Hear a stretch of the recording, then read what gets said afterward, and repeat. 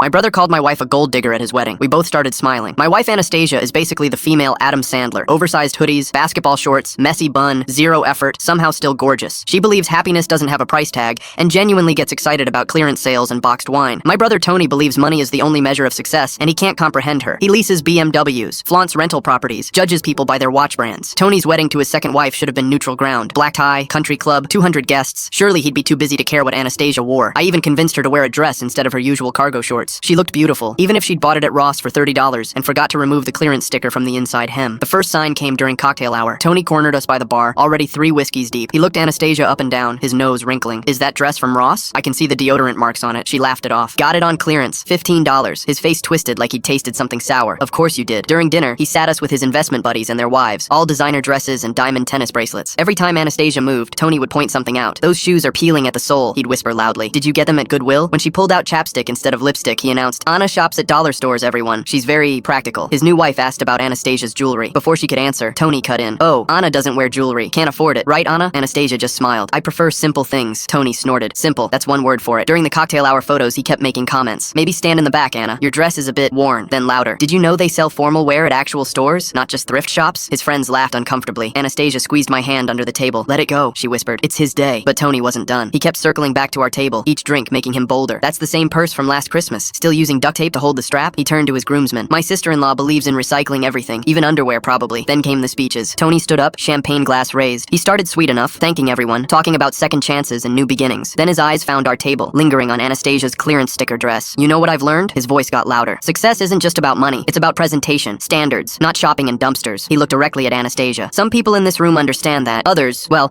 they show up to black tie weddings looking like they raided a donation bin. The room went quiet. 200 faces turned to stare. My brother, he continued, swaying slightly, is too kind, too generous. He sees someone who clearly needs help and he takes pity. He raised his glass toward us. Our family has standards. A reputation, Tony said, his voice getting sharper. He looked directly at Anastasia. But some people will never fit in. They're just too low class, too far beneath what this family represents. I felt Anastasia's whole body tense beside me. Anastasia stood up slowly, grabbing her duct-taped purse. We should go. Tony grabbed the microphone from the DJ. The music cut out abruptly. Leaving so soon? Can't handle the truth about what you are? Tony, you're drunk, I said, trying to move past him. No, everyone needs to know. He turned to the crowd. My sister-in-law isn't just poor and pathetic. She's a gold digger. She saw my successful brother and latched on like a parasite. The silence was deafening. Even the waitstaff froze. She pretends to be poor so he won't suspect anything, but I see through it. No one dresses that badly unless they're playing a long con. I looked at Anastasia, and we both started smiling. Should we tell him? I whispered. She nodded, still smiling, pulling out her phone. I didn't want to do this at his wedding. She showed Tony the screen. His face went white. I own the company you work for, she said calmly. That's why I never talk about work. Your Monday meeting about the acquisition? That's with me. She looked around the silent room. The thrift store clothes? I just like being comfortable. The money never mattered to me. We walked out. She had him fired the next day.